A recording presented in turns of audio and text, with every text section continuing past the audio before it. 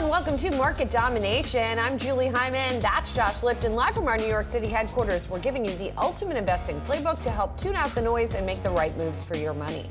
And here's your headline blitz, getting you up to speed 1 hour before the closing bell rings on Wall Street.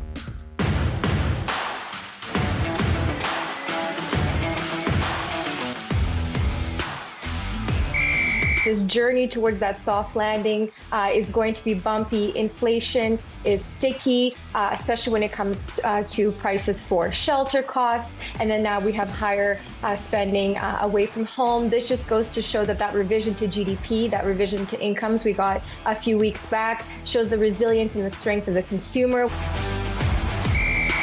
Given that hot print today, even though I do think some of this stuff will reverse course pretty quickly, I think that's, if you were thinking 50 bips, that's pretty much been wiped out at this stage. I think most likely, don't forget 2 weeks ago, we were talking about pricing in almost 50% odds for a 50 basis point cut. And now, as Jennifer just mentioned, about 14% odds of no cut at all in November. But I think the Fed still wants to progress slowly here. So I think 25 is the base case for November. Revenue was softer than we thought. The results are a little bit muddy from CrowdStrike, but labor costs were up 13% year over year, so labor continues to be a big challenge for the airlines. And again, with this revenue, unit revenue declining, that makes things more challenging.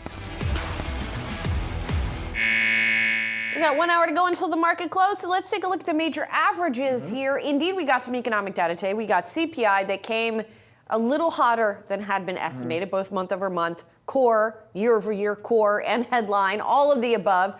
At the same time, we also got jobless claims that were a little bit higher than expected, so a little bit cooler. So do they balance each other out? Not when the market's concerned, because we got stocks heading lower after the record highs yesterday. The S&P 500 down 1/3 of 1%. The Nasdaq's down about 1/5 of 1%, but we aren't seeing huge declines in stocks. So the CPI was interesting, Julie, because I saw economists emphasizing that the pickup you did see in core, they noted, was driven by components that don't actually influence core PCE, which of course is the Fed's preferred inflation gauge. So it was things like, apparel or airline tickets. And the question becomes, was this kind of a one-time bump? Well, and the other question becomes, because we also heard in an interview from Raphael Bostic of the Federal Reserve, the question also becomes, will the Fed move at all in November? He seemed to be open to the idea of a pause, and that's something the pricing for Fed funds futures has been all over the map as investors try to figure it out. Meantime, the 10-year yield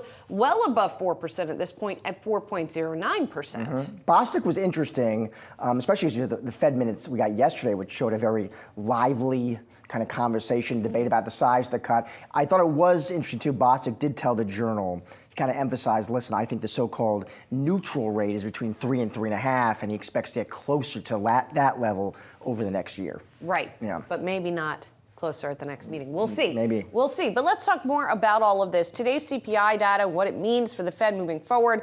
Luke Tilley's joining us, Wilmington Trust chief economist. So Luke, what did you make of the CPI data today, and how are you now thinking about not just the November meeting, but where we're going to see the Fed's map look like over the next, say, several meetings? Yeah, I think you guys have it right. Inflation is still slowing down. We saw some really encouraging slowdown for the shelter category, which had bumped up in the previous months. But it really hasn't changed our expectation as we look at the data coming down. You've got headline inflation now down to 2.4%, which is actually, the Fed targets 2% on PCE, which is about the same as 2.4 on CPI headline. The core coming down a little bit slower. But what we really focus on is the fact that most spending items, if you just take the entire CPI and don't include shelter, you're down to 1.1% or so. And it's really just the shelter that still needs to keep coming down. We expect it to do that. And Luke, I also want to get your take. What do you make of these headlines? The Fed's Raphael Bostic telling the Journal that, listen, he would be open to skipping a rate cut in November. I'm just curious what you made of that news. Yeah, so to each his own. I think President Bostic was a little bit cagey on even cutting at all leading up to the September meeting. And of course, they ended up cutting by 50 basis points. That's why they have 19 people in the discussion. You got to have those different opinions. But When you get down to it, inflation is really close to target for the PCE, and we expect it to hit target in the first quarter of 2025. And then you've also got the unemployment rate basically at the equilibrium and trending upwards. And that tells you that the Fed needs to get back to neutral and get there pretty quickly. So we think they're going to be cutting at every meeting going forward until they hit neutral in September of next year. So you still think they're going to be cutting at every meeting. Do you think that they have achieved or will achieve the soft landing? And what does the path to that look like? Not necessarily economically, but also sort of in the markets and its perception of that soft landing. Yeah, in some sense, I think we could start speaking about the soft landing in the past tense, if you will. I mean, inflation of the core PCE headline is 2.2%. I mean, that's essentially down to their target. You've got the unemployment rate right at their equilibrium, or their expected normal rate, 4.2%. The only question in my mind is if the labor market worsens, if it keeps going to slow down in the downside. Then maybe it hasn't happened. Maybe we've gone too far and it was too restrictive for a little bit too long. But I don't see any signs of a reacceleration. And now that we've got a stronger jobs report, we think it supports that base case of the soft landing, and might be able to talk about it in the past tense now. Luke, what did you make of the initial jobless claims data we got today? The issue there is you just have so many powerful kind of cross currents right now. We've got hurricanes, we've got strikes. I mean, can you actually get to an underlying trend there, or do you think actually the Fed, given those dynamics, looks through these numbers? Yeah, I think it looks through them because, as you point out, Josh, you've got a lot of storm impacts there, with the exception of Michigan. There was a big jump in Michigan, but other than that, it really focused. The jump came from North Carolina, South Carolina, places hit by that first storm. We'll expect to see more claims like that after the successive storms as we go forward. But when we look at the broad scope, non-seasonally adjusted data, the continuing claims rate, the number of people who are collecting, is right on target with where it was last year. And those initial claims will come down after the storm impacts pass us. So I don't really see anything that changes the story on the health of the labor market. And you wrote in your notes as you were looking through all the economic data that there is this sort of vacillating from euphoria to fear in terms of the perspective on the economy. Talk to us a little bit more about what you mean by that and what the implications are. Yeah, well, especially for the market. I can't take credit for this, but I heard somebody say once that the Fed has a reaction function and the market has an overreaction function. And, there's this constant movement of trying to discern, on the margin, you're going to have some investors moving from one camp to the other, from euphoria to fear, or back the other direction. But if you take the broad scope of economic data, it looks like that soft landing. So I'm sure we'll get prints. The jobs number is probably going to be revised down, and you'll have some up numbers and some down numbers. And that's true for inflation data too. It's just inherently volatile. But at the end of it, we think it's a pretty smooth trajectory here. There are definitely risks. The biggest risk we're watching out that I was talking about is that we do go into a recession. We put about a 30% chance on that, which is material. It's there, but our base case is for that soft landing. And along the way, I'm sure there'll be a lot of ups and downs for the market. And Luke, a final question here has to do with the election. I thought it was interesting that Delta Airlines CEO is talking to Yahoo Finance this morning, Luke, and he talked about how the election causes some consumer choppiness. I think that's how he put it. I was just curious to get your take on that, this relationship between the election and consumer spending. Yeah, I think that it's kind of a funny thing that there's always uncertainty for consumers and for businesses at this time of year, every 4 years. And it's almost like once you have it resolved, it doesn't even matter the result. Once you have it resolved, then you've got a little bit more certainty about where different policies might be going. We think it's going to be a leadership split at Congress on Capitol Hill, so it'll be hard to push through major changes. And there probably is some hesitancy and some nerves right now for consumers and for investors, but that should flatten out once we get past the election. Luke, thanks a lot. Appreciate it. Thanks for having me. We're just getting started here on Market Domination. Coming up, shares of AMD took a dive this afternoon with the chip maker kicking off an event. We'll get you the latest on perhaps why that's happening on the other side. Plus, Tilray is lower today after reporting its latest earnings. We'll speak to the company's CEO about the numbers and what is next for the cannabis industry. And the 30-year fixed rate mortgage saw fixed mortgage rate saw the largest one-week increase since April. Well, we've got more on what this surge means for the housing market later in the hour. Stay tuned, more Market Domination still to come.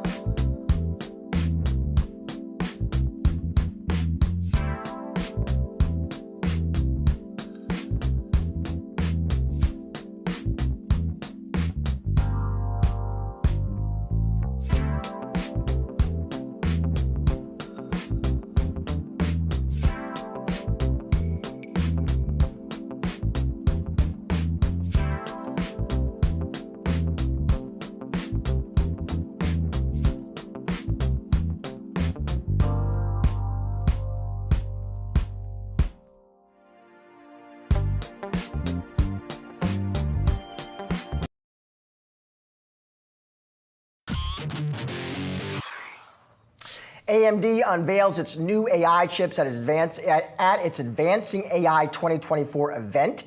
AMD highlighting capabilities of its products that the company says will exceed some of its rivals. The flurry of announcements coming as AMD continues to battle AI market leader NVIDIA. More insights and strategy. Founder and CEO Patrick Moorhead joining us now to discuss. Patrick, always great to see you. Let's get right to those headlines. AMD says, Patrick, the new AI chips, they're coming soon. They can outperform NVIDIA. What do you make of the news, Patrick, and why is the stock here down about 5%? Yeah, let me address the stock piece first. So this is classic sell on the news behavior. We've seen this with other gigantic announcements out there in the AI space. But fundamentally, investors were also looking for a new customer for its data center GPUs, maybe AWS, maybe Google. The company did come out with some pretty exceptional announcements, and whether that's data center GPU, data center CPU, and something that nobody's talking about is they entered a brand new market, and that was a new networking chip for back-end networks to connect all of those GPUs together. Patrick, all of that sounds good, right? It sounds positive, but the stock is down almost 5% at this point. Were people expecting something more, something different, something better than what they heard? They were expecting new customers on the GPU side. I mean, they already have 50 to 60% market share in CPUs with hyperscalers. They're selling to everybody. But that was the expectation, and they did not roll out new customers. And some of this could be a timing. I mean, AWS is somewhat sitting on the sidelines with data center GPU. They have their flagship event coming in December that I'll attending. They do all of their big announcements here. And even on the CPU side for PCs, they have new customers they can get because they have all new customers. It is interesting with some of the disclosures, particularly with Meta, where Meta said they had 1.5 million EPYC data center CPUs installed, and 100% of Llama 405B live inference is going through their current Instinct. They could be reacting potentially to the timing of this new chip called the MI 355, which comes out in the second half of 25. Potentially, they were looking for something that came in closer, potentially in the middle of the year. Patrick, let me ask you, because I know you're going to be speaking with AMD CEO Lisa Su shortly. What are you going to ask her, Patrick? Yeah, a couple of my top questions is how are you going to narrow the gap with NVIDIA? Both companies say that they have the highest performance, and they all show benchmarks. AMD has maybe 5-10% market share. NVIDIA has 95 to 90% benchmark. But what is it going to take to significantly narrow the gap? And then when it comes to data center CPUs, while AMD is super strong in hyperscalers, they have single-digit share in enterprise, where, quite frankly, most of the server CPU business is today, which is dominated by Intel. And there are a lot of things that AMD can be doing in there. Typically, it's not best product wins. It's sales, it's enterprise marketing. And AMD, up to this point, has not made the major investments in that space to be the difference maker. Patrick, it's so interesting because Lisa Su is, I believe today is exactly her 10th anniversary as CEO of the company. She has been pretty well lauded for her leadership there. But it feels like, to your point, that this latest period has been a challenging one with the really growing dominance of GPUs and the data center era, I guess we could call it. Does that risk sort of tarnishing her legacy at this company? Yeah, I look at back where AMD was at when they started. I mean, their stock was in the single digits, and it went up into the stratosphere. And I think that's the big picture. The company flat out did not have enough resources. I mean, years ago, they sold off their last tangible asset. They had 3 to 6 months of cash left. and they had to start in the desktop CPU market, and then they moved into notebooks, and then they moved back into the data center. The company flat out did not have enough money to invest into AI data center GPUs at the moment. When they did have the cash, they invested in just being on the playing field. I think is somewhat of a miracle, particularly when you look at companies like Intel that very specifically data center GPUs are simply not even on the map yet. Intel has data center accelerators, but not data center AI GPUs.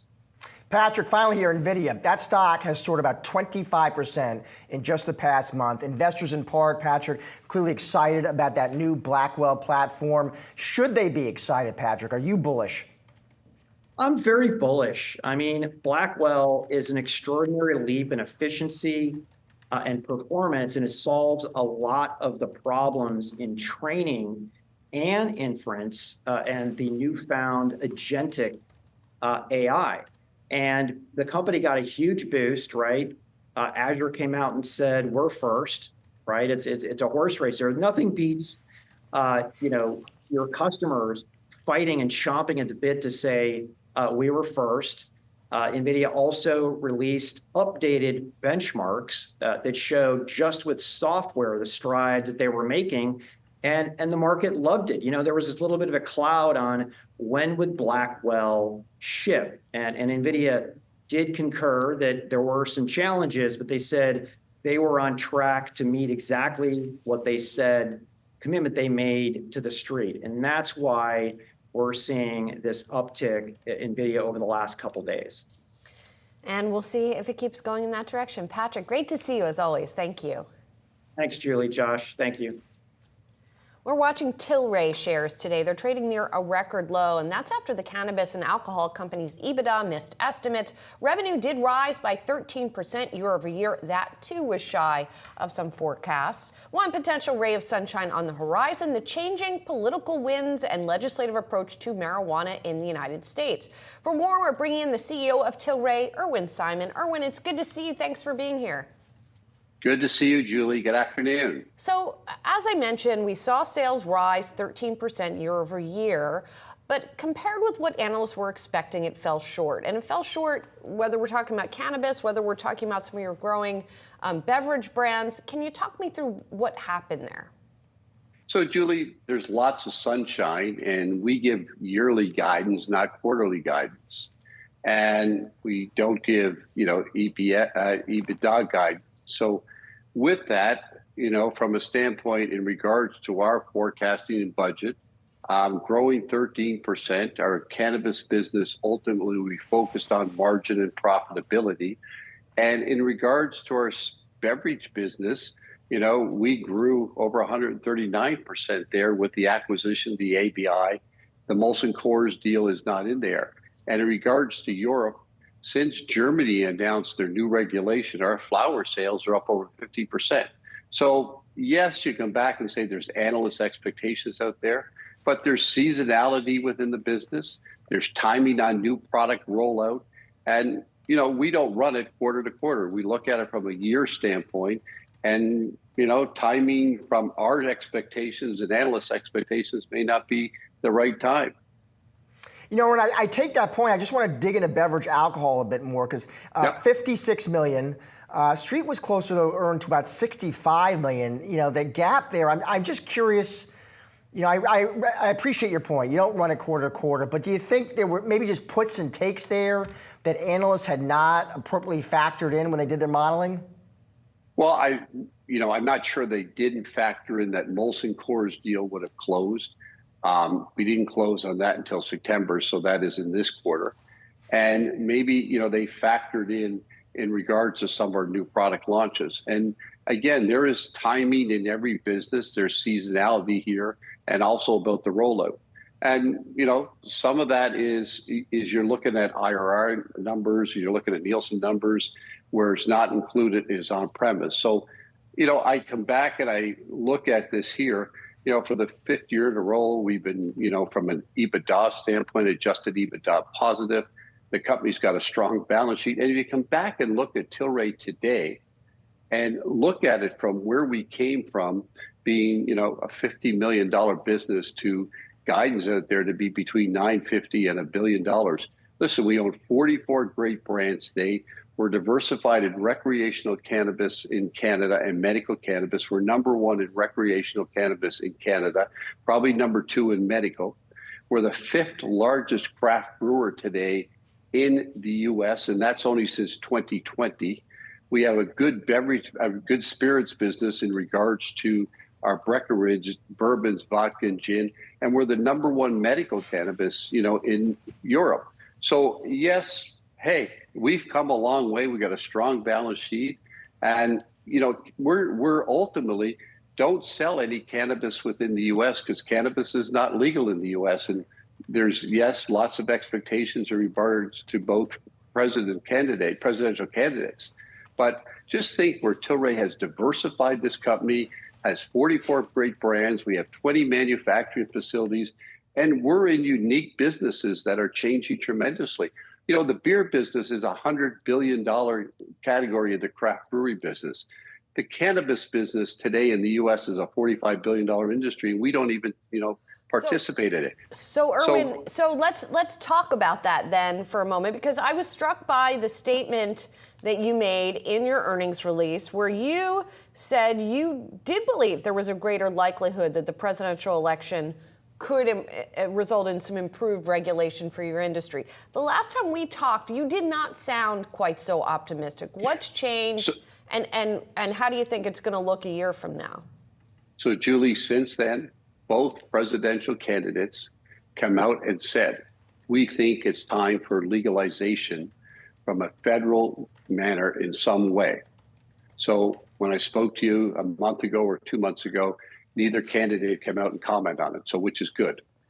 The other thing is in early December this year, they will be looking at rescheduling, which ultimately something needs to happen. But something needs to happen in the cannabis industry. It's legal from a recreational standpoint in 27 states. It's legal from medical in 35 states. Over 75%, of citizens want cannabis legal. So something's got to change there. And you come back and think about it. It's potentially a $45 billion industry by 2027. Look at the tax dollars that are being given up in the cannabis industry. And look at the regulation that should come into place. Listen, there's products coming in that are cut with fentanyl or grown, with pesticides, et cetera. So something has to happen. But the big thing is this here, come back and focus on Tilray. What Tilray did as a company, we diversified this company with the adjacencies. And you're right, we're not just a cannabis company today. We are a consumer packaged goods company with great brands in great categories that we think we can take share. Listen, my whole thing is how do we make beer fun again? We've introduced non-alc beer, which is a great growing category. Right. We've just introduced Delta-9 products that are infused with hemp THC products that will give you some good energy and a little buzz. We've come out with a product called Liquid Love, which is a great water. So, and we're looking at some unique products out there with our Montauk, with our Sweetwater, with our 10-barrel products. So, I come back, yes, it will change a lot if cannabis legalizes in the U.S., but if it doesn't, we're well positioned for some good growth within Tilray Beverages and Tilray brands. Once a merchandiser, always a merchandiser, Erwin Simon. And your new shot did not go unnoticed by me, by the way. Thanks so much for joining us. It's always good to see you. Thank you very much, and nice to see you guys. Thank you. Now it's time for some of today's trending tickers. You can scan the QR code below to check out the best and worst performing stocks of the session on Yahoo Finance's trending tickers page. Now, one of the most closely watched tickers today has been TD Bank. Those shares are sliding after the company agreed to pay over $3 billion in penalties, taking full responsibility for U.S. anti-money laundering program failures. And this is the largest civil penalty against a bank in the U.S. Treasury Department's history. In particular, FinCEN, which is one of the regulators involved in the settlement, the $1.3 billion as part of that. And basically, what the allegations were is that they did not have proper safeguards in place to prevent money laundering. Yeah, the acting controller of the currency here talking very tough. I mean, how TD Bank prioritized growth over controls, the bank's blatant risk management failures to track illicit actors, egregious, unacceptable, very tough talk. You can see the reaction. The shares are down about 5%. Yeah, and the shares are down about 8% year to date as well. Not only has it cost a lot of money for the bank, reputation, you could say as well. The CEO, Bharat Masrani, earlier this year announced he would be stepping down as part of this. So, there's just a lot of turmoil at the bank as the result of this. Let's also talk about shares of Cloudflare. They are rising after the company appointed a new president of product and engineering. They tapped a ServiceNow executive to, they say, drive growth towards $5 billion in annual recurring revenue. CJ Desai is the executive who they named here, who had been president and chief operating officer at ServiceNow. We're seeing some movement kind of in enterprise software generally today, it seems like. But this one seems to be one of the leading ones. Yeah, the company's making moves this week, by the way, because we also remember they announced there's some M&A news. They acquired this cloud security platform. They announced also, by the way, when they're going to report Q3 earnings. That is November 7th. So mark your calendar on that one as well, Julie. Yeah, and by the way, they're up about 11% year to date. They're not in the S&P 500, but that performance is pretty much in line with the S&P software index, so kind of kept pace with that. All right, let's turn to GXO Logistics. That stock's surging as it reportedly explores a sale. It's according to Bloomberg, the XPO spinoff, reviewing its options after receiving interest from potential buyers. So GXO, which was spun off from trucking company XPO, Julie, exploring a sale. Again, this is per Bloomberg. Started to review options here. I mean, as always, we don't know ultimately what's going to happen here. I mean, could remain independent. We're not sure. But stock is on the move. Company, largest pure play contract logistics provider out there, Julie. Yes, and as you say, it spun off from XPO in 2021. So this is not a long turnaround, if indeed it is going to have a sale here. Some of the analysts out there who commented on this possibility, including those at Jefferies and Barclays, say it's because of the valuation. They say it's undervalued versus its peers here. This company has 970 facilities, 27 countries of operation in which it does these logistics services. And the analysts say, that the price where it's trading does not make good sense. Yeah, higher today, though, still in the red year to date. Yes, indeed. And finally, Symbotic shares are surging after that company announced agreements to implement multiple warehouse automation systems in Mexico for Walmart at the subsidiary known as Walmex, appropriately enough here. Symbotic's an interesting company here because it does do this warehouse automation services, and you can see the shares are bouncing as much as they are today. They are down like 46% year to date. So remember, this one started trading a couple of years ago, combined with a SPAC. I didn't see details on the terms here, Julie, but sounds like it's going to be in two of the retailers' distribution centers, Mexico City, apparently. Yes. Coming up, mortgage rates surge as the 30-year fixed saw its largest one-week increase since April. We'll get you more on the latest housing hurdles when market domination returns.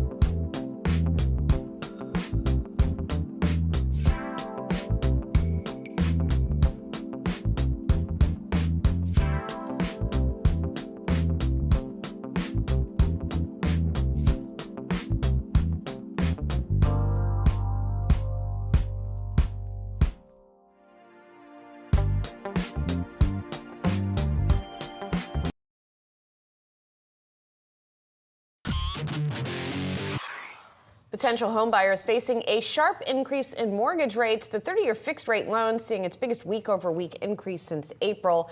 Yahoo Finance's Claire Boston joins us now with more. Claire, this is not the direction that rates are supposed to be going, right? Right. It's bad news again for anyone who's looking to buy a home. This was a pretty big increase we saw, and the main reason is mortgage rates are really closely linked to treasuries, and we have seen treasury yields rise pretty rapidly in the past couple weeks. A lot of it was about repricing expectations for a Fed cut.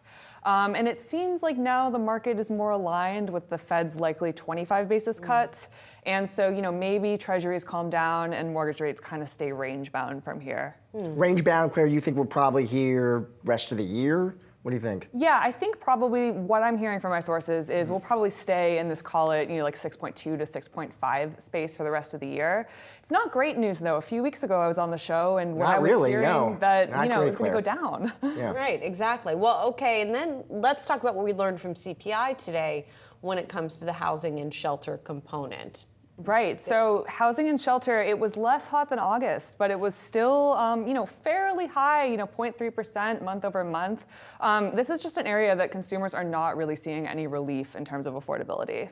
Well, that is depressing. Is there any good news you can give us, Claire? Like, what are some of the indications that maybe we're going to see any kind of relief, whether it's on pricing or mortgage rates? Sure. So one thing that I've been looking at a lot lately is inventory, and we are seeing inventory start to rise. So especially in these kind of higher end markets, places where the fact that mortgage rates are lower can bring some people into the market, we really have seen more inventory that usually comes with price deductions. So it's not all bad news, even though it's still a tough market out there. Yeah, Claire's job is not to bring good news. She'll report the data, Julie. Eventually. Someday. All I'm right, Claire, hopeful. thank you. Appreciate it. Now let's get some calls of the day. Jefferies lowering its price target on First Solar. The note citing delay, headwinds to supply chain. This one was interesting. So First Solar, analysts at Jefferies, now I want to make this clear. They do maintain a buy on this name. Yeah. They still like this name. Yes. What they're saying is the focus this earnings season, they told their clients, is going to be on potential delays. They call it, a myriad of reasons. Bottom line, going into Q3, we expect a slight miss with lower volume versus consensus. And they did lower their volume estimates. They did. As you said, they remain a buy here. And even the price target cut was not a big price target cut. It was to 266 from 271. But that's still far above where the shares are trading right now, as you just saw, around 204. One of the things that they are still optimistic about is that average selling prices will hold up here. And they Upside say there, they called out. Exactly. And they say that's because there is still this protectionism narrative. In other words, that the U.S. will continue to put regulations in place that perhaps at long last, as some in the solar industry might think, would advantage domestic-based solar manufacturers over China. There have been a lot of allegations that China does a lot of sort of dumping of cheap solar panels. Their bottom line, confident, its exposure, they said, to utility scale, strong backlog, insulates it well against near-term volatility, but Investors Day sold that one off about 10%. Yeah. All right, let's talk about Celsius here. Some good news there. Stifel offering positive commentary on the convenience store sector, which stands to benefit the energy drink industry. Those shares are up about 12.6% here. And basically, this is coming off of a conference of the National Association of Convenience Stores. They have a trade show. And they said energy drink trends looked good there. They talked about that Monster has raised prices and that we could potentially see the same from Celsius. Yeah, speaking about the energy drink category, analysts said we continue to anticipate generally improving sales trends, reflecting more favorable talks about comps, innovation, pricing, and to your point, he did mention, he says he thinks Celsius is going to follow Monster Beverage in raising prices in the mid-single digits range. Yeah, at the same time, they said that there will be below consensus sales expectations through 2024, so sort of looking out past. Yeah, higher today. We should mention it had dropped about 40% this year through Wednesday's close. Yeah, it's been tough. Yep. All right, moving on. Coming up, Delta shares lower today. That's after falling short of estimates for the third quarter. Stick around. We're joined by an analyst for more on the other side when market domination returns. Are you ready to master the markets and, dare I say, become a better leader in the process? Well, Yahoo Finance has you covered with our new full suite of original podcast content. Whether you're a seasoned investor or you're just starting your financial journey, we offer invaluable market insights and strategies to help boost your portfolio, build your wealth, and make you a successful investor. Now let's make some money and get a lot smarter. I've done Yahoo Finance forever. This is a spectacular spot. Welcome to Stocks in Translation. I'm your host, Jared Blickery. Hello, world. I'm Ross Mack. Hi, I'm Bob Powell, and welcome to Decoding Retirement. Welcome to Living Not So Fabulously. Hey, it's me, Tiffany the Budgetista, your favorite financial educator. Welcome to Capital Gains World for a few days and everything has changed. From Wall Street to Main Street to the C-suite, we are your daily lifeline because behind every great investor is Yahoo Finance. Join us on yahoofinance.com, the Yahoo Finance app, or wherever you get your podcasts.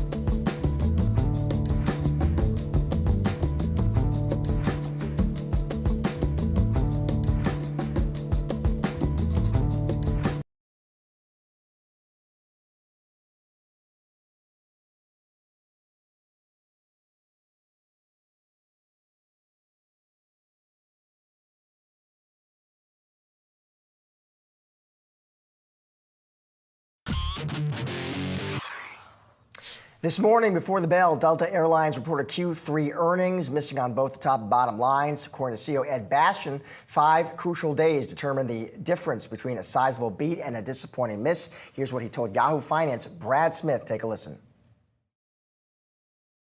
We had 86 great days, and we had 5 days that were impacted, caused by CrowdStrike. Yeah. People know that was not something that was attributable to our business or our performance. It was something that was done to us.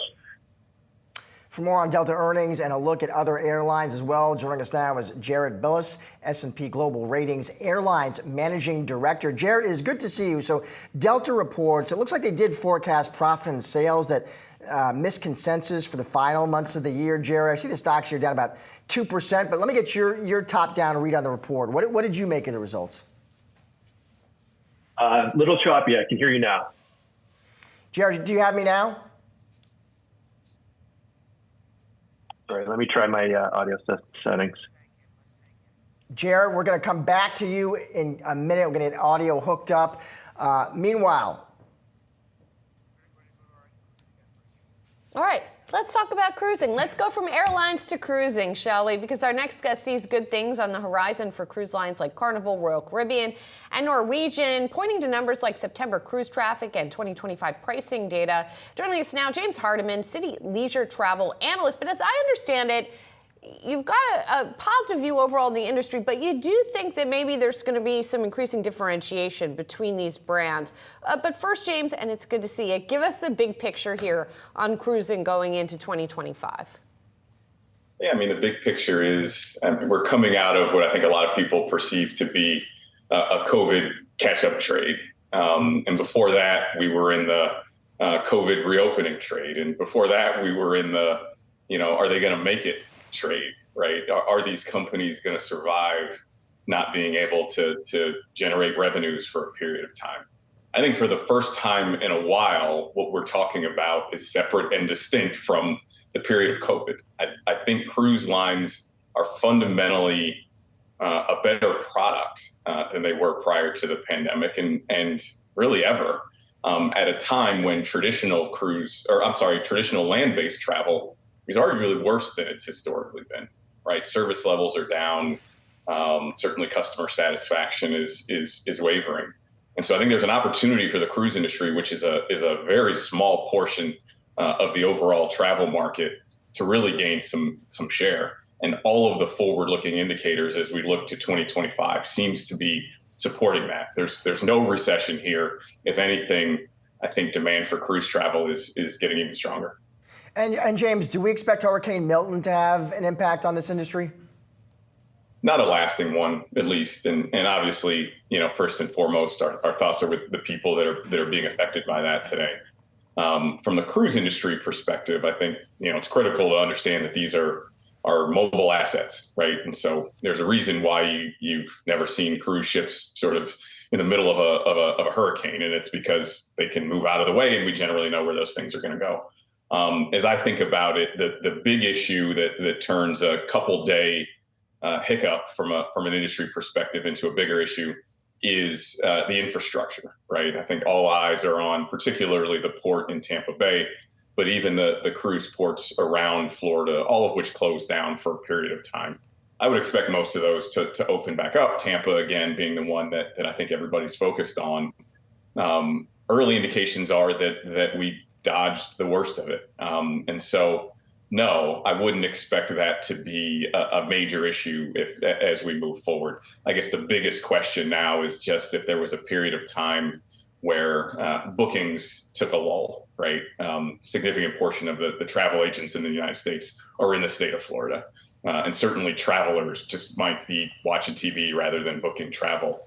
But that tends not to be unrecoverable. That tends to be something that works itself out over a period of days and weeks. That's really interesting. I wouldn't have thought about the travel agents themselves, James. I'm also curious, though, when it comes to the storm, just one more question, if we can linger on this for a moment. If I have a cruise booked and a storm happens, presumably then the cruise, does it refund my money? Am I then just able to rebook on another cruise? How does that sort of financially look for them? Well, the devil's in the details there, right? And so it depends on when your cruise was scheduled to depart. It depends on when the previous cruise was scheduled to come back. Oftentimes, it ends up being more of a financial issue when the storm breaks land on a weekend, because that tends to be when these cruises turn over, as opposed to on weekdays. If it does hit at a time when the cruise was supposed to turn over, you got to think about, am I going to extend the previous cruise or shorten the next one? And all of those things happen, and then that's not unusual. Oftentimes they'll either give people a discount on the cruise, an option to rebook the cruise. And the same goes for people that are on board a ship that might have their vacation extended, which for some people might not be such a bad thing. But ultimately, there's no one size fits all. But as long as you're not talking about widespread cancellations, it tends not to be all that material to the income statements of these companies. James, it looks like you have a number of buys on this space: Carnival, Royal Caribbean, Norwegian. Is there one you especially like, James? A strong buy? Yeah, I mean, I think as a sector, this is my favorite sector, and that's been the case for a while because, again, I think that cruises are in a lot of ways a growth industry, right? There's been this inflection. I think in terms of individual companies, Royal Caribbean, we've talked about them being best in breed. Honestly, I think it's probably the best pick across my coverage. They do so much right, so much better than not only their peers, but they really think about their competitive set beyond the cruise industry. They think their true competitors are, Disney and Vail and Vegas, right? They are a part of the entertainment and travel market, and I think they're holding their own. And given where they've come from, not only from the depths of COVID, but also an industry that has historically not been perceived to be high quality travel. That's really powerful. And I think the value creation there is truly impressive. James, always great to have you on the show. Thank you so much for joining us. Thanks for having me. On Wednesday night, Hurricane Milton made landfall in Florida as a Category 3 storm, leaving 3 million people without power. Speaking just minutes ago, President Biden said the hurricane had caused billions in damage and implored Congress to return for a special session in order to pass a relief package. Disney World is set to reopen at least some parks on Friday, and Transportation Secretary Pete Buttigieg said he expects more airports in Western Florida will be back to normal as we head into tomorrow. Well, this morning before the bell, Delta Airlines reported third quarter earnings. Let's talk more about the numbers and talk about what it might mean for other airlines. For that, we get to Jared Billis. He is S&P Global Ratings Airlines Managing Director. Thank you for sticking with us here, Jared. So, the company talked a lot about the CrowdStrike issues and how that affected it. How much of that do you think is really what was at the bottom of this? And how do you think Delta is doing once you peel that back? Well, thanks for having me. I think we would consider it a one-time item. I mean, clearly it's going to affect the results in the quarter, and did affect the results. But I think we can look through that. Not overly surprised with the results that came through.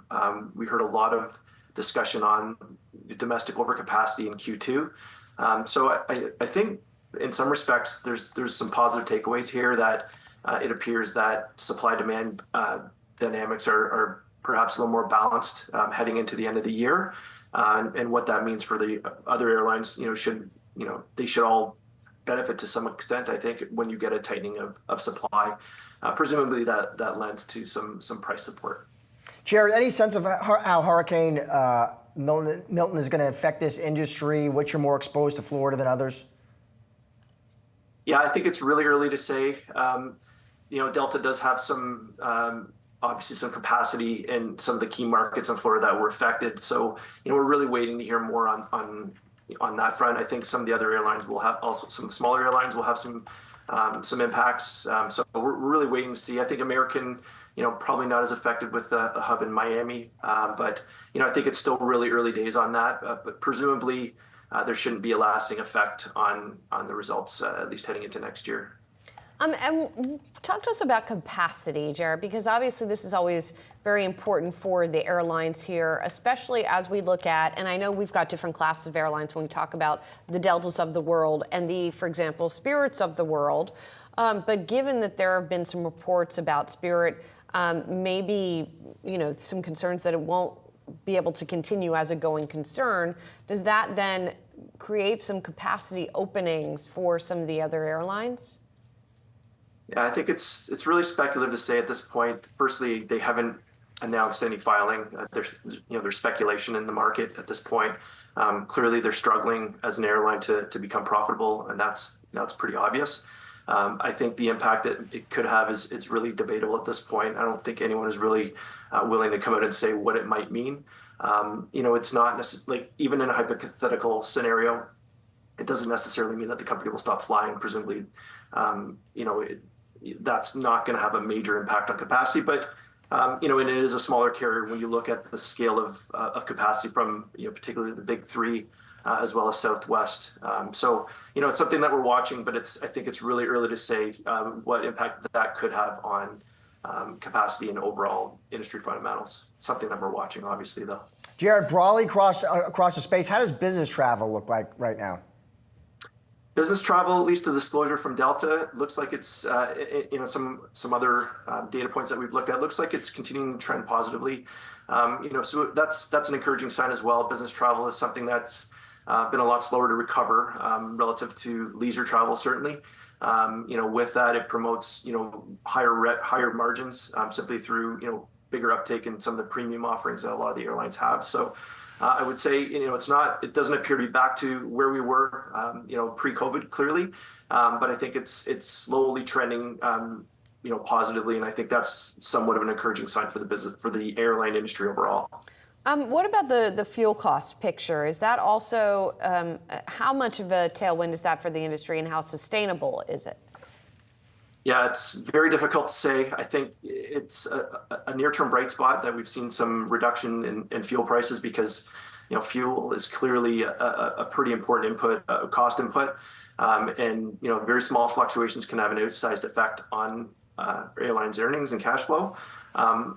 We use our forecast for WTI as well as a refinery spread in our estimates, and I think right now, the picture is somewhat positive compared to where we were certainly in the last couple of years. But it's unpredictable effectively unless you have a well-established hedging program, which most of the airlines don't have.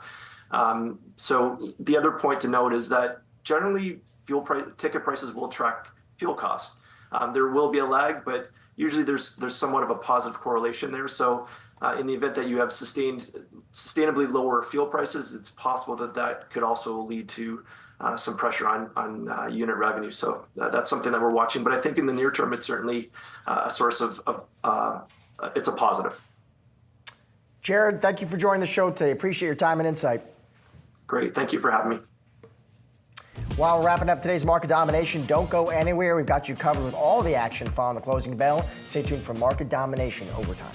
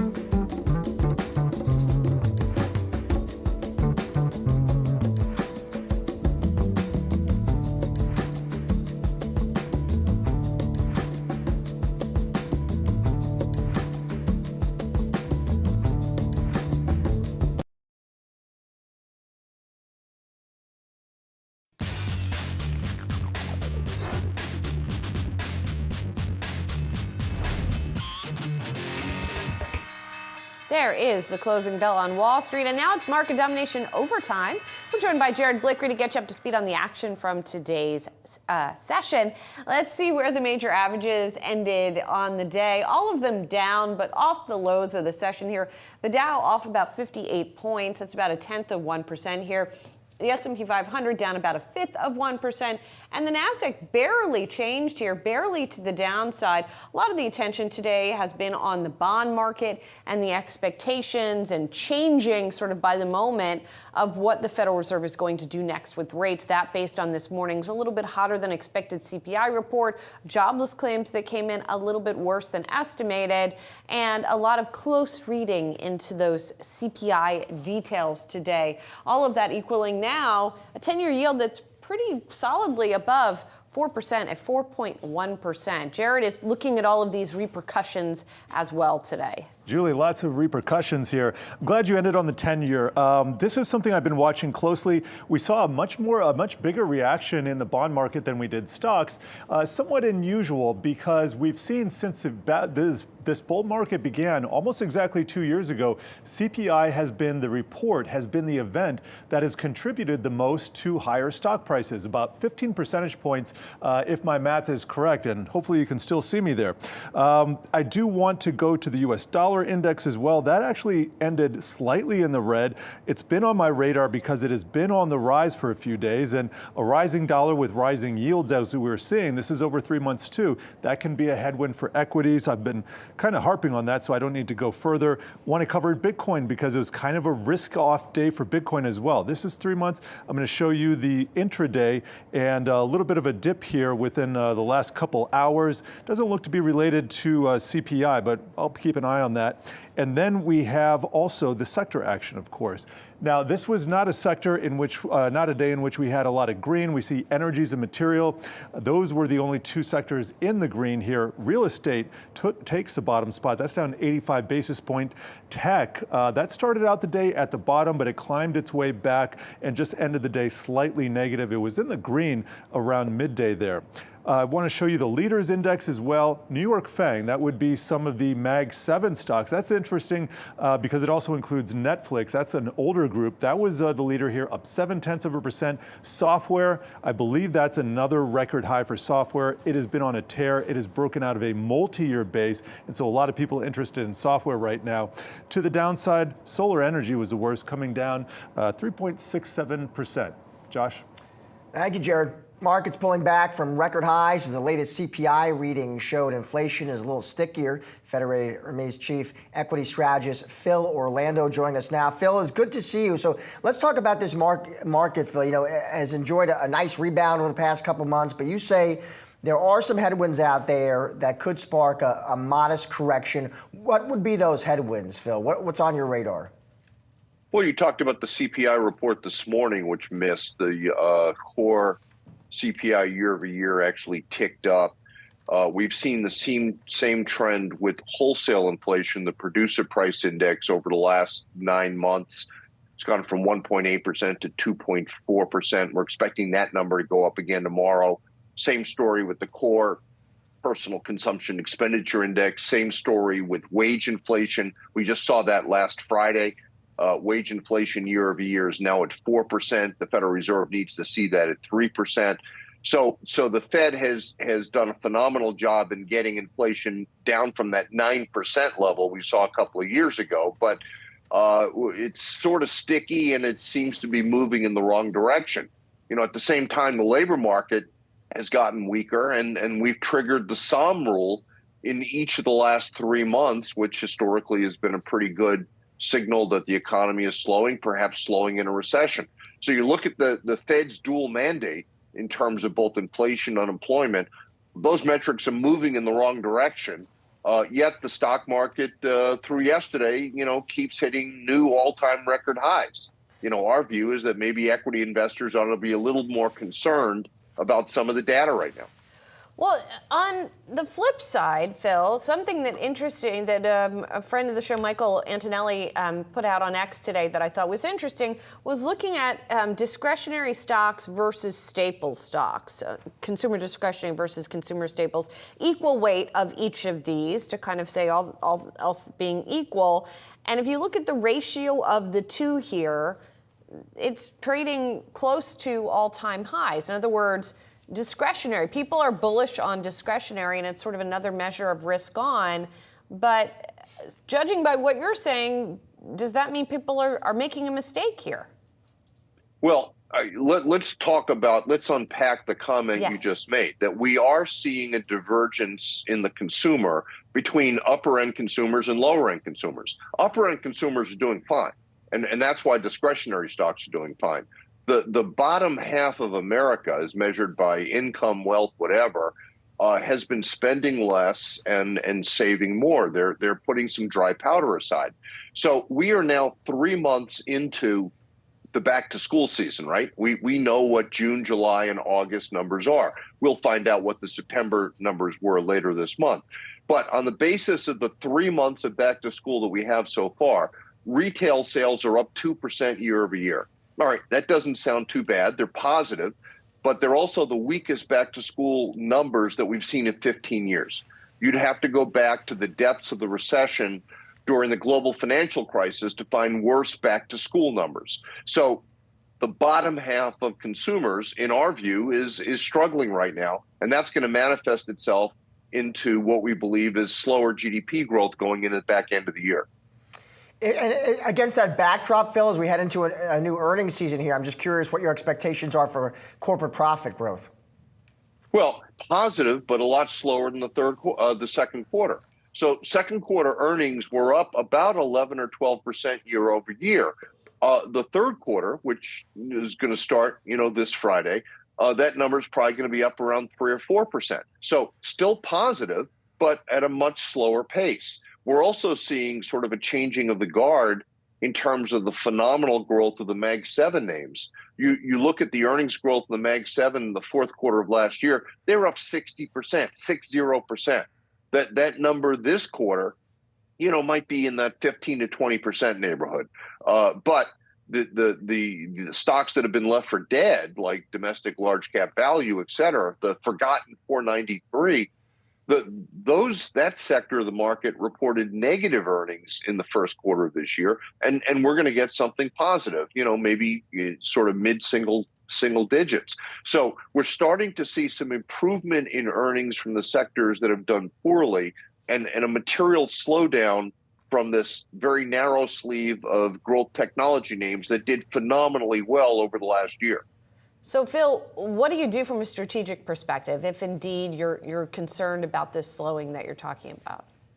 Well, assuming we're right, you want to play a little defense here. And from our perspective, the way you play defense is to invest in the sectors of the market that are still relatively inexpensive. You've got low PEs, low betas, high dividend yields. So you've got small cap names, you've got domestic large cap value names, you've got international names with a particular focus on emerging markets. These sectors still offer terrific attraction. Yet the broad market as a whole right now, we're just under the 5,800 level, all-time record high. You've got stocks selling at about 21 times forward earnings. Yet the appropriate PE on stocks, given where treasury yields are, a little higher than 4%, that would suggest an 18 multiple might be the appropriate PE. So stocks are probably about 15% or so ahead of themselves based upon next year's earnings. And we just think that given the seasonality of the market, the concern about the economy, Federal Reserve policy, we haven't even talked about the uncertainty regarding the election yet. We just think that playing defense here for, the next couple of months may not be a bad strategy. Speaking of the election, Phil, you note the odds of Republican sweep are improving. Is that what the market wants to see, Phil? A Republican sweep, divided government? What do you think?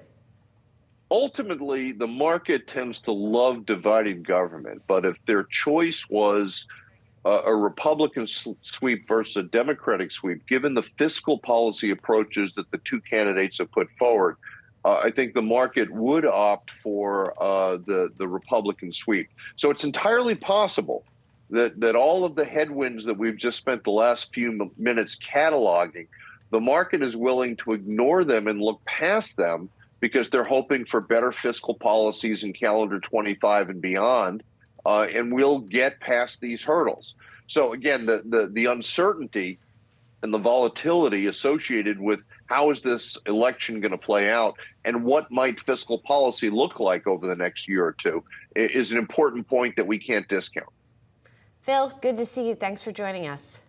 Julie, thank you so much for having me back. It was my pleasure. Yeah, ours too. Coming up, the wait is finally over to see if Tesla's robotaxi rollout can live up to the hype. Next, we're going to speak with a shareholder who has been a skeptic on that front. Stick around, much more market domination over time still to come.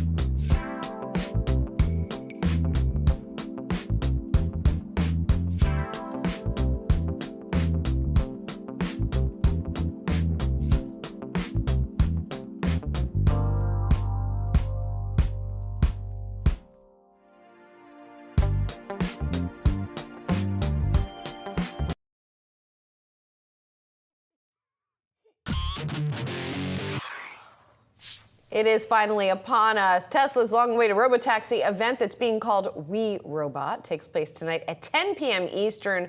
For more on what to expect, we're bringing in Ross Gerber, CEO at Gerber Kawasaki Wealth Investment Management. Ross, I'll be sleeping when this is going on, so you on the West Coast can monitor this for us. But all kidding aside, we know that you've been skeptical as of late about the company's plans. Anything concrete that you're expecting to hear tonight that you are excited about?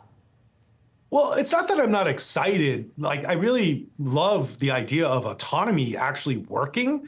So what I'm really hoping is that they have some roadmaps of reality of when full self-driving will actually work as full self-driving. Because I think one thing where I'm skeptical is that I used full self-driving this morning and it still can't get me to work without an intervention, and it's 3 miles. And the data that they're putting out isn't accurate as far as intervention per mile when you're driving in a real city like Los Angeles. And Los Angeles, I was just in Chicago or similar to New York, the driving is just horrendously difficult. It's just really, really hard between the construction and everything. So, the truth is I'd love to see the technology work. I'd love to see new products and services, but we're just not there yet. And so the real question is when. Let me ask you, what do you think Musk's advantages are in this robo-taxi market as he competes with the giants like Waymo? Is it the data he has access to? How would you detail it?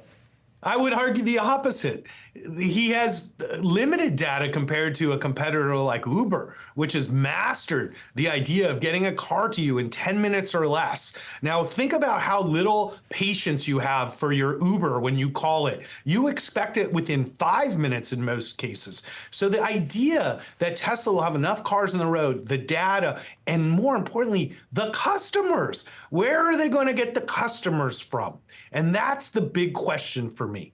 Where are the customers coming from? Because they already use Waymo and they already use Uber. Well, I find it so fascinating, this discussion, because whatever they announced tonight on the robotaxi front, almost 100% will not be happening tomorrow.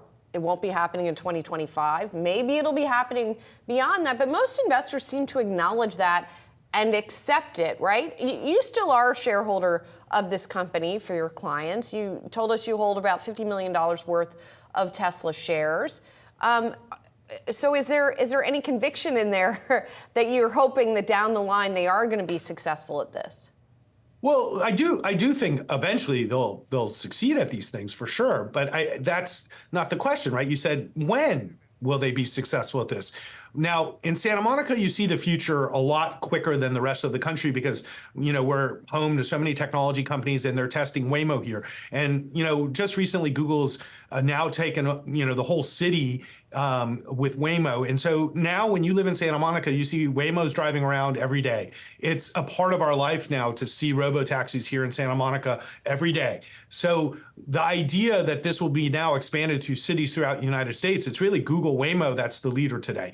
And then they're going to have to compete because they're also working with Uber. So the combination of Google Waymo and Uber, like in a city like Austin, which they're launching very soon, is going to be almost unbeatable. And moving within the Uber system makes the most sense for Tesla, to be honest. So, I still am curious to what they're going to talk about, how they're going to get customers, and how they'll deploy enough cars at the right times in the right places to really fulfill demand efficiently. Because, unfortunately, we all use our cars at the same time, and then we all don't use our cars at the same time. So when most people would want their cars to be a cab is when there's the least amount of demand. So I'm not sure how this all works. And that's what I keep saying. Why I own Tesla is they make the best EVs in the world. And the technology in the vehicles is better than anybody in the world. And if they focus on selling EVs that are super safe with great technology, they can be wildly successful. But pivoting into being a robot company is an extremely high-risk move that is non-quantifiable and there's no market for yet. On that point, Ross, about why you own the stock, do you think at the event tonight, beyond robo-taxis, Musk could he announce something else? Could he announce a more, relatively affordable vehicle? Well, that's what I'm praying for. So I own the stock personally. I still have a lot of Tesla, and I honestly we have such a high capital gain. I got to give 40% to the government. So I really have to, want to get rid of what I've got left, which is still a substantial amount of stock. So for me, I just think they're the best cars in the world. I drive a Cybertruck and a Plaid. Nobody can compete in the truck or the car market with these two vehicles. They both have self-driving now. They're wonderful vehicles. I highly recommend them. The issue to me is they're not trying to sell cars. I mean, Elon's trying to sell Donald Trump. He's not trying to sell cars. And, it's really a bad way to sell EVs by selling Donald Trump. So, quite frankly, Elon's working against Tesla right now. And there's nothing more damaging to Tesla than what Elon's doing right now. And so, nobody wants to buy a Tesla here in California, and that's not going to change. And I don't see how you're selling robots to people. I don't want right-wing Trump robots in my house, and nor does anybody. So what Elon's done is he's not prioritizing the needs of Tesla and Tesla shareholders, and that's a huge cost to the long term of Tesla. Now, how this all bakes out, I hope I see a Sprinter van tonight. I don't know. I've never been so excited to hopefully see a Sprinter van.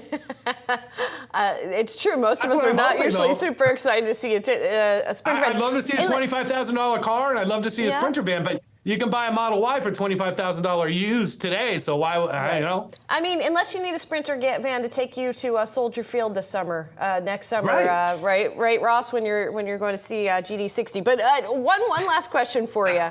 One last question for you. We always talk to you about Tesla. And we rarely talk to you about anything else. So we're just curious if there's something else that you are really excited about right now that's in the portfolio that you think people should be looking at.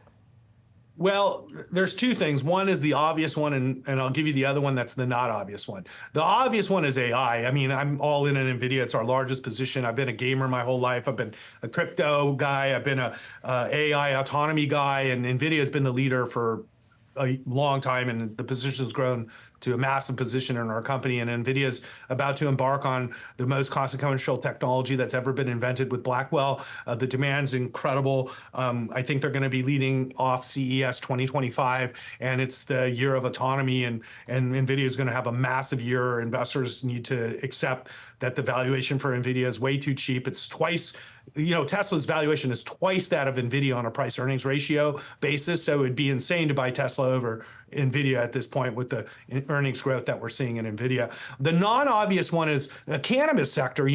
I was just in Chicago at the Benzinga Cannabis Conference, meeting with CEOs, talking to people. There's no industry that's more difficult to make money than cannabis with the government regulation. And the US government has figured out a way to make laws so opaque that they make almost 100% of the profits of the cannabis industry. So the US government is the biggest profiter off of cannabis because the laws are just absurd at this point. And so with Harris and Trump talking about ending this ridiculous Jim Crow law that exists today and rescheduling in December and the ridiculously low valuations of cannabis companies, this is a sort of off the beaten path way to potentially make very high returns over the next 4 years, depending on policy. So it does involve policy change, but if those policies do change, especially rescheduling and lower interest rates, these companies can become much more profitable, and there's a very high upside there, but it is also a very high risk investment. Ross, good to have you on the show today. Thank you, sir. Appreciate it. Yeah, thanks for having me.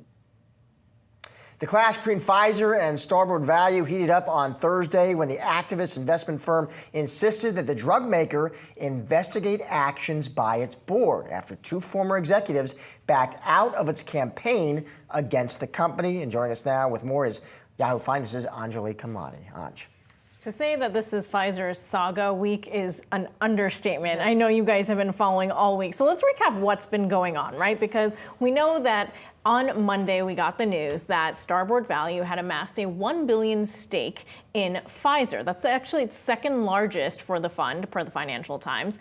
Now, what happened then is that we found out ex-CEO and then ex-CFO, who had already previously worked with current CEO Albert Bourla, had been tapped to work with the company. Now, rumors started to surface about what that all meant. Was CEO Albert Bourla back on the chopping block? He's been there before. There have been rumors swirling since late last year when investors were really not happy with the stock and where it was going, or not going for that matter. Meanwhile, we saw then the ex-executives pull back on their stance. They switched side and said, we're out, we're not supporting Starboard. And then what we find out is that Starboard is claiming that they were in fact threatened to do so with the threat of legal action and compensation clawback. Of course, we know executives, once you leave, you have those stock options, as well as rules against disparaging the company you're with. So that's where the saga has reached till now. We also know some other information that's, kind of relevant. I did mention, of course, the former CFO has worked with Albert Bourla, worked actually during the start of the pandemic together. Meanwhile, ex-CEO Ian Reid was the one who tapped Bourla to reach this position.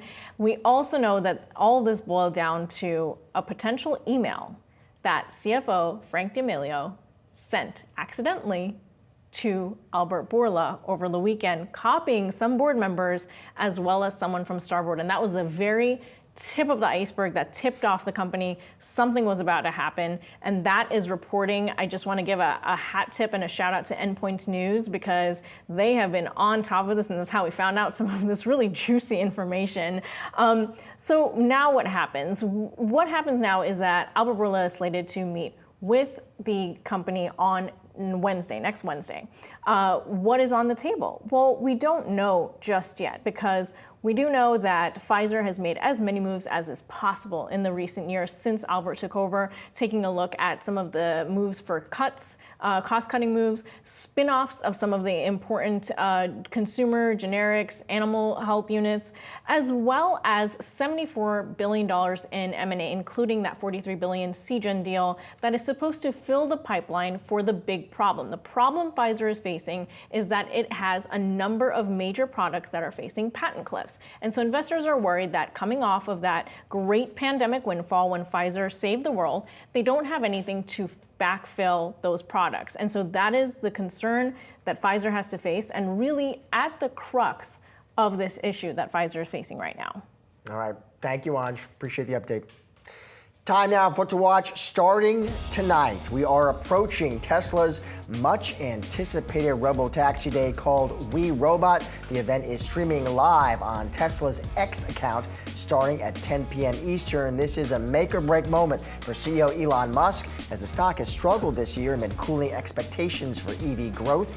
Investors will tune in to see the robo-taxi prototype and how the company can reach its high expectations for the autonomous driving business.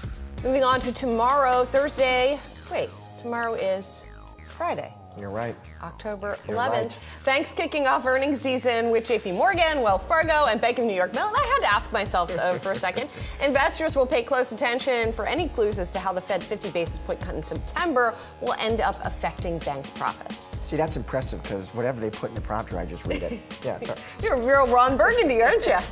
Speaking of the Fed, we'll be getting some more commentary from Fed Presidents Austin Goolsbee and Lori Logan, as well as Fed Governor Michelle Bowman. This coming after Atlanta Fed President Raphael Bostic told the Wall Street Journal today that he's open to holding rates steady in November.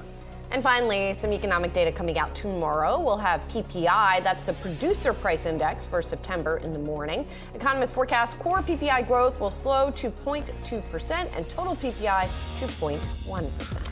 And that is going to do it for today's Market Domination Overtime. Be sure to come back tomorrow, 3 p.m. Eastern, for all of your coverage leading up to and after the closing bell. But don't go anywhere. On the other side of the break, it's asking for a trend. Stay tuned.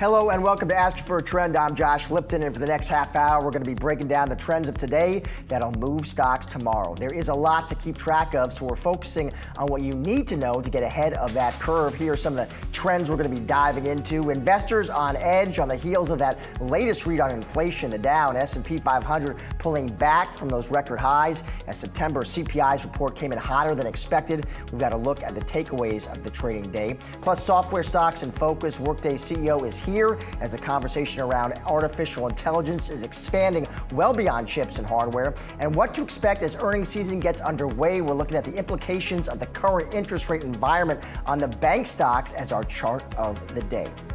Now, many tech companies we know have been ramping up AI investments to capitalize on the artificial intelligence hype. Mega tech firms, corporations, utilities forecasted to spend around $1 trillion in CapEx in the coming years to support AI, according to Goldman Sachs. Workday among those tech companies looking to keep up with the AI opportunities. Company recently revealing new tools to accelerate the future of work with AI. And Workday CEO Carl Eschenbach, along with Yahoo Finance's Brian Sazi, joined us now to discuss. Welcome, guys, both to the show. Thank you, Josh. Thank you, Brian, for having me. It's great to be here. And also, thank you for being a great customer of Workday here at Yahoo. I know last time we were together in Davos, you talked about using the platform. I was just on the platform trying to unlock productivity there. Oh, there you so go. It's good stuff. Well, we can help you with that, I know think, you could.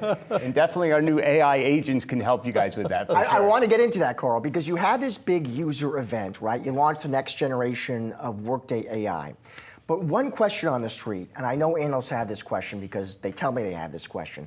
They say, what does AI ultimately mean for Carl's company? Because their point is, if this megatrend is really going to be successful, couldn't that potentially really dramatically temper employee growth looking ahead? And if so, is that a headwind for Workday? How do you answer that question? Yeah, so let's first start with the AI trend we're seeing out there. We, like many, Josh, believe we're in the biggest tectonic shift we've ever seen in AI. We've had many different tectonic shifts over the year, cloud, mobile, social, but never something as potentially powerful as this.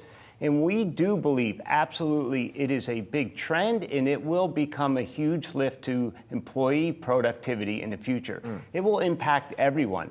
That being said, we also do believe, to answer your question, right, we will peacefully coexist with this technology, just like we always have in the past with other big technology trends.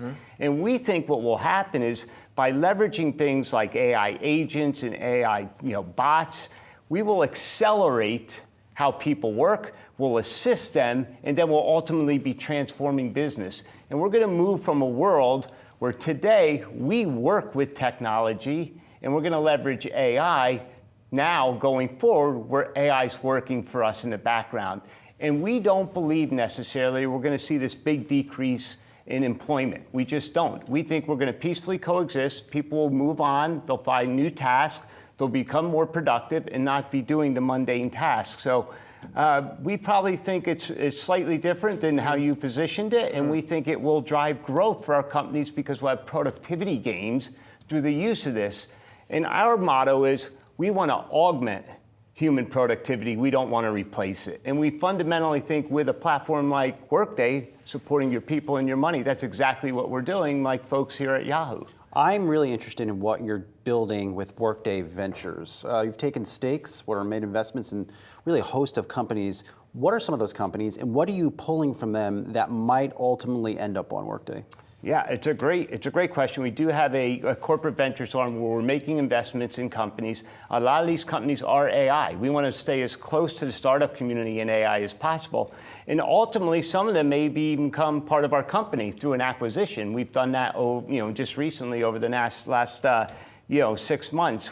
Some of the companies we've invested in are now part of us. And we fundamentally also want to stay close to that community because we want them to build and run on top of the Workday platform. We're not just an application anymore. We're both a best-of-class application and a best-of-class platform. And all the companies we now invest in as part of our corporate ventures arm, we're bringing them onto the Workday platform and seamlessly integrating them into the Workday platform so you can get access to our data and drive deeper insights for our customers. So it is a strategy. It's a 360 strategy to keep your eye on the market, to invest in what we think are the most innovative technology companies, and lastly, to get them on our platform, and ultimately they may become acquisition targets for us. What do you, maybe you could put on your Sequoia hat from your times Okay. there. You work in the models. Maybe I can ask it this way. What do you think about the valuations on some of these companies that you're investing in?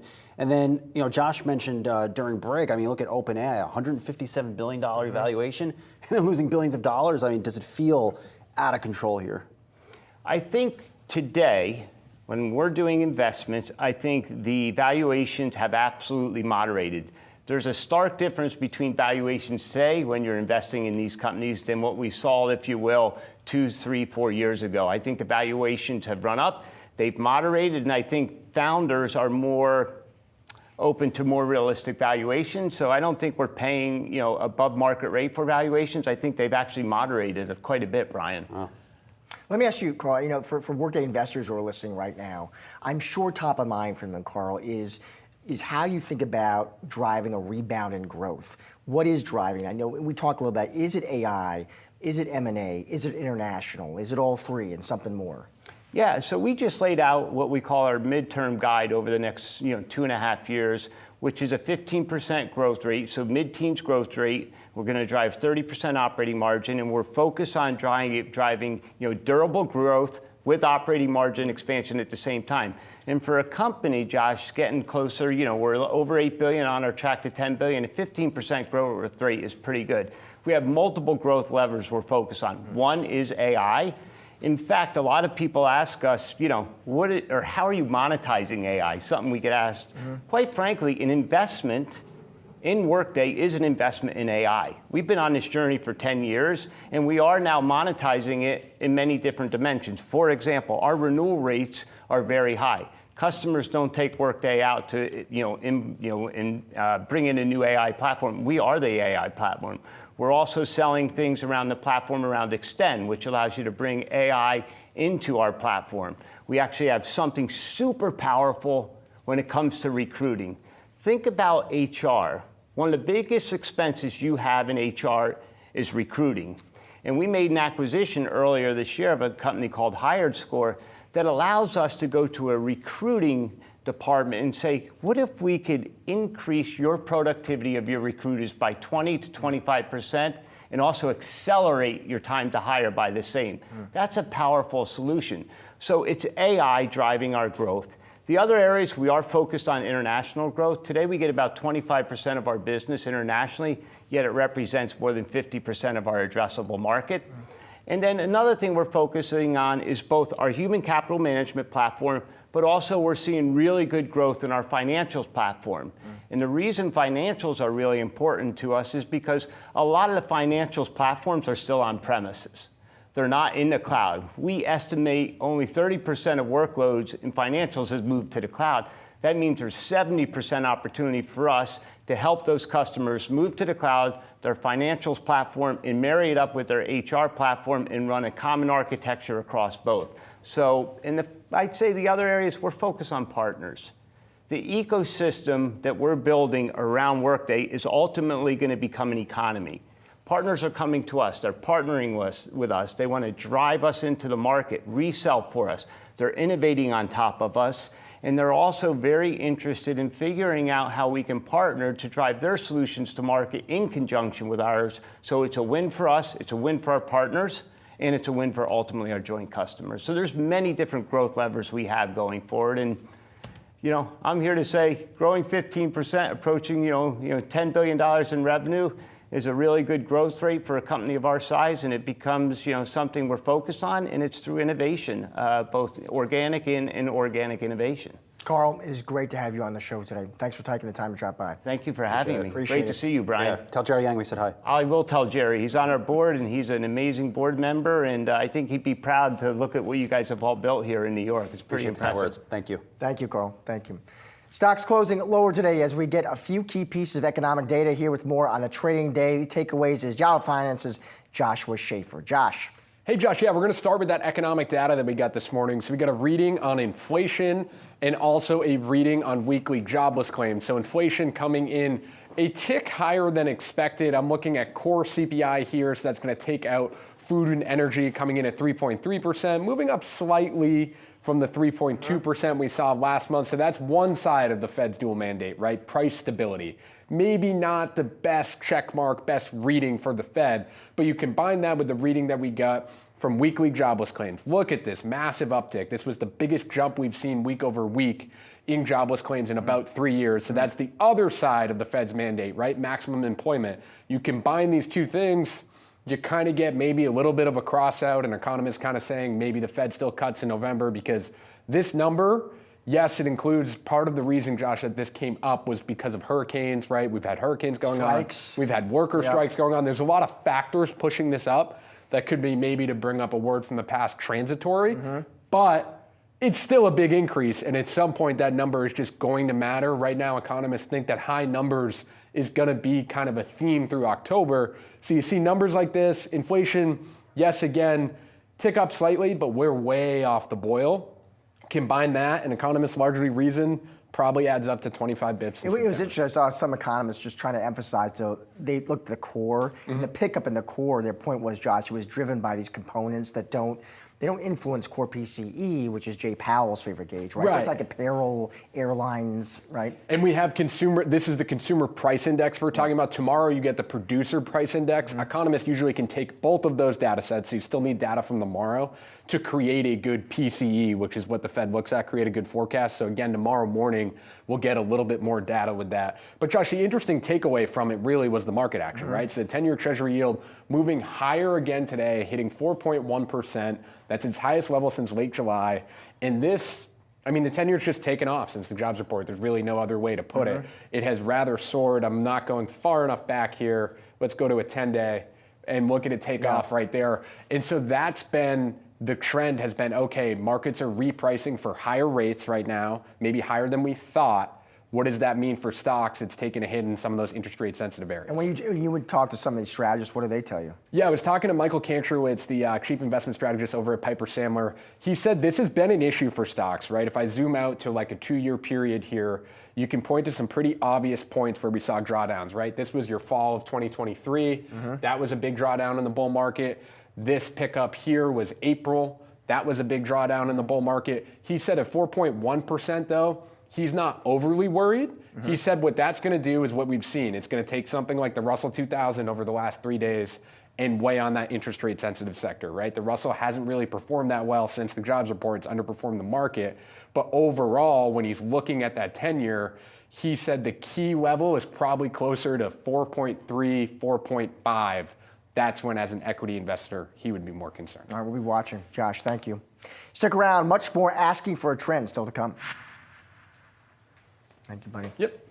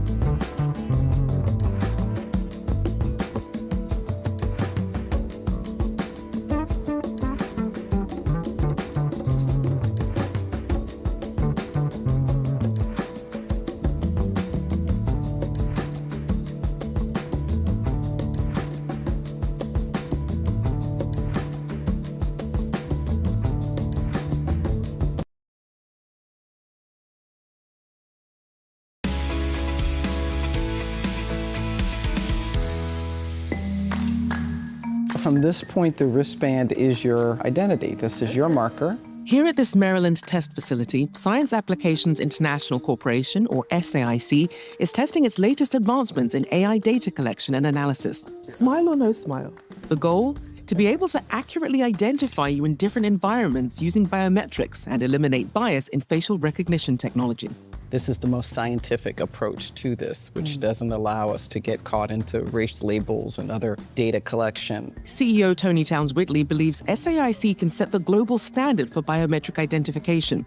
This is one example of how SAIC integrates its technology, engineering, and science into military, national security, and government missions to ensure they run faster and ultimately more securely.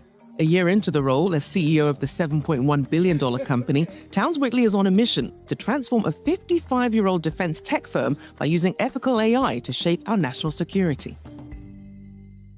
So Rochelle, here we have your data. Towns-Whitley wants SAIC to set the standard in biometric image capture and analysis to get to what she calls the ground truth on identity by using science-based proof versus speculation or bias that can be introduced in the data input or algorithms. She analyzed these biases as part of her former team that built the first ethical AI framework for Microsoft and is using the same kinds of frameworks to shape SAIC. How do you define ethical AI and how is it used in this facility? AI is really a category of technologies and capabilities. And across that category, we've talked about the ethics as almost an algorithm in of itself. Think of the ethics as a portfolio of understanding the maturity of the technology, its ability to actually do what it says. Was the AI itself ethical? It was just simply immature in many, many ways. Beyond the maturity of the technology was when that technology is applied, what are the sensitive uses, the consequences of that technology? And have we thought about those in terms of the consequences on humans, on processes, the sort of judicial consequences on the justice system, the consequences in different industries? And here we've got science-based proof of how to get to ground truth on identity, on facial recognition. Towns-Whitley believes these advancements have the potential to deter bad actors and better protect the country. If you were at a dinner party and you're just trying to describe to them what SAIC does in layman's terms, how would you describe it? I think of SAIC sitting at an intersection where with military customers, with national security customers, and with government agencies that people do understand, Department of Transportation, the Federal Aviation Administration that handles air traffic control, the VA that supports veterans all over the world, within the Department of Homeland Security, what we do in Customs and Border Patrol. But we bring in technology, engineering, and science to integrate and innovate those missions so they can do more, faster, and more securely. Towns-Whitley left her role as Microsoft's president of regulated industries to become CEO of SAIC on October 2nd, 2023, headquartered in Reston, Virginia. Just days into her new role, a deadly conflict erupted between terror group Hamas and U.S. ally Israel. So as soon as that conflict was communicated, SAIC had teams on the ground supporting customers that were providing capabilities there. So think about the decision analytics. You're in the middle of a global conflict. What data is flowing? How can that data be shared, not only with the US forces, but multiple coalition forces? One of the things we specialize in is what we call multi-level security. It sounds very techie and cool. What it really means is the ability to integrate data and provide data at every classification level. Key customers include the Departments of Defense, Justice, and Homeland Security, as well as the State Department and NASA. The top priorities of these customers were filtered down to 5 national imperatives launched under Towns-Whitley: undersea dominance, border of the future, citizen experience, all-domain warfighting, and next-generation space. When we launched the imperatives, I actually thought it was going to be more of an external message. It became an internal rallying message for our team. Since becoming CEO, SAIC's share price has grown more than 30%. Most analysts see SAIC as well positioned for growth thanks to profitable new and existing contracts, efficient resource management, and long-term AI potential, though some analysts remain cautious about long-term profitability and debt. Anti-war activists and environmental, social, and governance investors argue that companies like SAIC, with 75% of revenue coming from defense and national security contracts, are profiting from war. This organization is all about moving the mission forward, about protecting this country, and about changing the way citizens engage with their government. And so I feel no concern about where our heart and our head is, that you can do good things and also make money and take care of our shareholders and meet the expectations. Towns Whitley was raised as the daughter of a 3-star general and a mother she describes as the true general of the household. I grew up as a daughter of public servants. So the idea of serving was super critical. It was part of our faith, it was part of our family, part of the fabric of all things that we did. So there was no question that you were going to serve. It's just a matter of where you would serve, when you would serve, and how long you would serve. That duty also meant sacrifice. Towns Whitley moved 11 times before graduating from high school. After graduating from Princeton University with a degree in economics and public policy, her dedication to service led her to the Peace Corps, spending 3 years in Gabon in Central Africa. Those 3 years in Gabon and on the equator, they were critical. I learned a lot about cross-culture. I learned a lot about who I was, a lot about dealing with other people, and a lot about how do you shore up in some resilience through difficult times. When I think of where you are now, one of 2 Black women CEOs in the Fortune 500, the first Black CEO of a publicly traded defense company. Are you surprised that we're still hitting some of these firsts and onlys in 2024? You know, I'm a daughter of first twos, we called it growing up. You know, my parents were first to do something in their category. And at some point, as much as that's celebrated, you get to a point where you say, how long are we going to talk about first twos? We shouldn't say things like, wow, how bold it is that a company has a brown or Black CEO. That's not bold. That person has earned the right to be there. So we have to be careful for our words. But I think part of this is about encouraging. That's what I love about applied innovation. Tech is an industry that in some ways it's sort of democratizing. Early in her career, Towns Whitley developed a keen eye for how technology could drive public good. I was part of building the first ethical framework for AI that was done there at Microsoft, and we have the same kinds of frameworks here about how we think about the maturity of what we're building, how we think about the consequences of the use of the technology that we're building. Towns Whitley doesn't just talk about AI innovation in abstract. At SAIC, she's applying it in real-life ways. For example, did you know that SAIC trains every air traffic controller in the United States using operational AI? We can create and simulate an environment where they can get better training. They can use technology to augment their own knowledge and more faster training on how to be an excellent air traffic controller. That's the kind of use of AI that most consumers and citizens want to see. They want to see augmented learning. Again, you're right. Thank you. All right, you go ahead, take a seat right over here. Back at SAIC's 24,000 square foot testing facility, scientists continue to test ways AI can bring security, technology, and public trust together in good, profitable ways. Talk about some of the capabilities of what's done here, because some people might not understand sort of the real world applications that come from here. Yeah, so this is a facility like nowhere else in the world. And what this is doing, this center, is allowing SAIC in partnership with the Department of Homeland Security to really test with biometrics how artificial intelligence and other ways that we capture images, how accurate they are and how efficiently we can capture those images. So we really have 2 forms of measurement: the efficacy or the effectiveness of the capture of the image, and then the efficiency, how long that takes and what that process.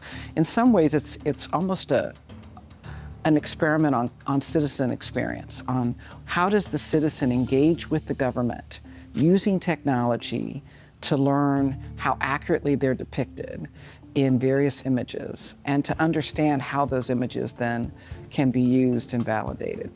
Perfect, and then it comes up here on my screen. To do this, SAIC has set up a selfie station, testing how different phones collect data and how that data is used for image authentication. Think about the way we authenticate ourselves. Oftentimes we're asked to send in a photo or take a selfie and send it, and the matching is being done sort of remotely. So this is the way we test the validity of that matching. And there's more and more of this sort of self authentication going on. It's not only the technology that Towns Whitley is focused on, but the way in which it's used that will set SAIC apart from the rest. When you talk about SAIC in 55 more years, as you look forward, it's not just the tech that we've brought or the engineering, it's how we've implemented and how we do it in a way that we can operate around the world with any kind of technology, that's going to be the secret sauce going forward.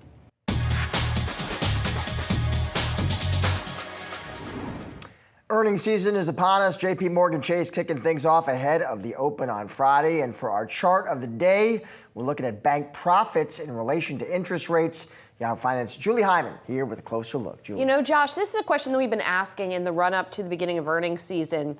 These rates that are going down, is that going to help or hurt banks? Now, rates are very important to banks in two ways. First of all, if you have your money in deposits at the bank and the bank is paying you interest on that, well, if rates go down, that's good news for the bank. They don't have to pay you as much. However, if the bank is lending you money and collecting interest on that, then rates going down is not necessarily as helpful. So that's the net interest margin and net interest income that we talk about so frequently for the banks. So just take JP Morgan as one example of this. And this chart coming to us courtesy of our David Hollerith, and you should check out his fuller bank earnings preview on yahoofinance.com. But you have here JP Morgan's net income, which has been fairly steadily going higher here, along with interest rates growing higher. So by and large, on balance, it has been good for the likes of JP Morgan. The Fed funds rate, of course, has been cut. And if you look at the estimate now for this quarter's net income, it looks like we are going to see a decrease. If you compare it with the third quarter of last year, it would potentially be a decrease as well. So we're keeping a close eye on the numbers for that reason as this debate continues. Of course, that is not the only thing that determines a bank's earnings trajectory. You have to think about investment banking for a company like JP Morgan as well. And there, in a recent note, Moody's talked about the various dynamics affecting the investment banking.